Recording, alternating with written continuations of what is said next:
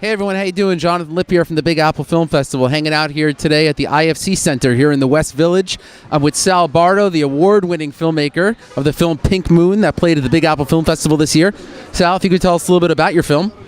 Well, Pink Moon it's about two teens who are forced to hide an unintended pregnancy in a world where heterosexuality is persecuted and abortion is forbidden. Pretty deep topic. Right. My question for you is, a lot of the people that are watching are people who are looking to make films, emerging filmmakers, students. What would you say is the main purpose of a short film nowadays? Well, I think that with the online medium, there's a lot bigger audience for short films, and when you look at web series and things like that, shorter format is, I think, what people are interested in. For me, it's been sort of a way to sort of teach myself how to make films. I didn't go to film school, so I started making short films, and I've made 4 and a music video. So along the way, I've sort of taught myself things that I might not have otherwise been able to figure out how to do. And it is a stepping stone to feature film. For Pink Moon, I actually had a feature screenplay written first. And at that time, I'd only ever made short films. I didn't really know how to, get a feature film off the ground. So I thought, well, why don't I make a short film and use that as sort of a way to gauge how audiences feel about the film, see if I can get some investors involved, and that's sort of how it's been playing out. Yeah. How do you get investors for a short film? Because one of the things I think a lot of investors look at it is, well, how am I going to get my return on my money? But when you're dealing with a short, they're generally, unfortunately, not profitable for the most part in the mainstream. I mean, how do you get investors for a short film?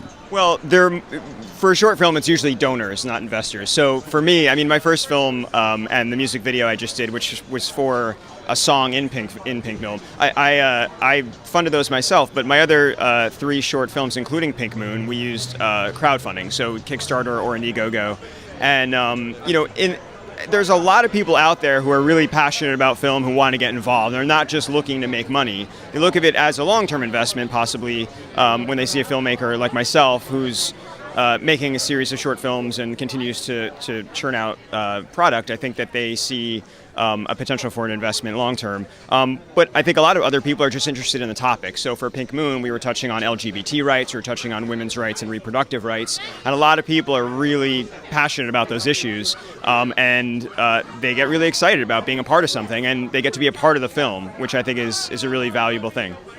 How do you, when you start a Kickstarter campaign or an Indiegogo campaign, how do you get people excited about it that you get them to donate? I mean, I think that's one of the biggest challenges that filmmakers face. It's taken me a couple of years, a few projects on Kickstarter to really figure out how to do it, and it's a full-time job. You have to do a lot of pre-launch work where you think about, are you going to be able to get press? Are you going to be able to reach out to people? Are you going to have rewards that are really valuable to people, that they can be involved in the film, or they could take home a piece of the project and feel like they really own a part of the film? So it's just you have to really find creative, interesting, personal ways to connect with viewers, and I find that that's worked really well for me. And my last question for you is, are there any opportunities for distribution for short films, or are they mainly just a calling card for a feature? I think especially now, there's definitely a lot of new medium out there for presenting your films, a lot of platforms. From YouTube to Vimeo, which you can monetize that way, or you can do pay-per-view on Vimeo, which I haven't done because at this point in my career I just want people to see my work.